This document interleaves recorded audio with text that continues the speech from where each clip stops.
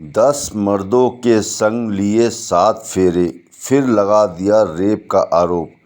High court बोला, इसने तो हनी ट्रैप को भी पीछे छोड़ दिया। देश में महिलाओं की सुरक्षा को लेकर कई तरह के कानून हैं, लेकिन कुछ महिलाएं ऐसी भी होती हैं जो इसका गलत फ़ायदा उठाती हैं। ऐसा ही एक मामला सामने आया है, जहां एक महिला ने 10 मर्दों के साथ कुछ ऐसा किया जिसे जानकर कर्नाटक हाईकोर्ट के जज भी हैरान रह गए। महिला कानून का दुरुपयोग करती थी। वो बेगुनाहों पर झूठे मामले दर्ज करवाती थी। इसलिए हाईकोर्ट ने पुलिस महानिदेशक और महानिरीक्षक को एक निर्देश देते हुए कहा कि आप उस महिला की जानकारी राज्य भर के पुलिस थानों में डिजिटल रूप से प्रसारित करें और पुलिस को उस महिला की शिकायत से सावधान रहने के लिए कहें। जानकारी के मुताबिक महिला का नाम दीपिका है। उसने 10 मर्दों के साथ शादी की और उनके साथ अपनी मर्जी से संबंध बनाए, फिर उन पर रेप का आरोप लगा दिया। कर्नाटक हाईकोर्ट ने इस पर फैसला सुनाया है। यहाँ कॉफ़ी बागान के मालिक के खिलाफ केस आया था। एक महिला ने आरोप लगाया था कि उस व्यक्ति ने उसके शादी की और फिर उसे छोड़ दिया, लेकिन जैसे ही मामले की जांच हुई तो आरोप गलत सिद्ध हुए। उल्टा उस महिला की हकीकत सबके सामने आ गई। इस पर कोर्ट ने व्यक्ति के खिलाफ जो आरोप लगाए गए थे उन्हें रद्द करने का आदेश दिया।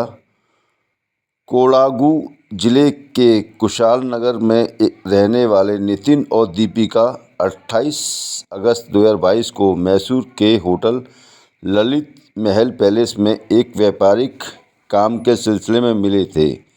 इस दौरान दोनों के बीच संबंध बन गए। इसके कुछ ही समय बाद दीपिका ने विवेक के खिलाफ रेप का मामला दर्ज करवाया। तब कुशालनगर पुलिस ने दोनों को आपस में मामला सुलझाने के लिए कहा। 19 सितंबर 2022 में की गई दूसरी शिकायत में महिला ने दावा किया कि विवेक ने उससे शादी की और उसके तुरंत बाद उसे छोड़ दिया। यही मामला हाईकोर्ट पहुंचा। कोर्ट में विवेक और उसके परिवार के सदस्यों ने तर्क दिया कि विवेक दीपिका द्वारा दर्ज कराए गए 10वें मामले का शिकार है। अपनी दलील में उन्होंने कहा कि परिवार के सदस्यों को ज़बरदस्ती इसमें घसीटा गया है।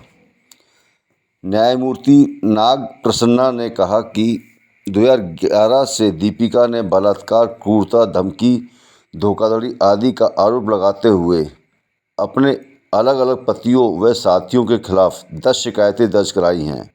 उन्होंने कहा कि अधिकांश शिकायतें बेंगलुरु के विभिन्न पुलिस स्टेशनों में दर्ज की गई और चिक्काबल्लापुर और मुंबई में एक एक मामला दर्ज किया गया। जज ने बताया कि 3 मामलों में ट्रायल कोर्ट ने आरोपियों को बरी कर दिया था और पीड़ितों ने दीपिका के खिलाफ जबरन वसूली और अन्य धाराओं का आरोप लगाते हुए 5 शिकायतें दर्ज कराई थीं। कोर्ट ने कहा, बरी करने के सभी आदेशों में एक समान ट्रेंड है। बार बार नोटिस के बावजूद शिकायतकर्ता दीपिका कोर्ट में उपस्थित नहीं होती है। शिकायतकर्ता ने बिना किसी कारण के कई पुरुषों और उनके परिवार के सदस्यों के खिलाफ मुकदमे दर्ज कराए हैं।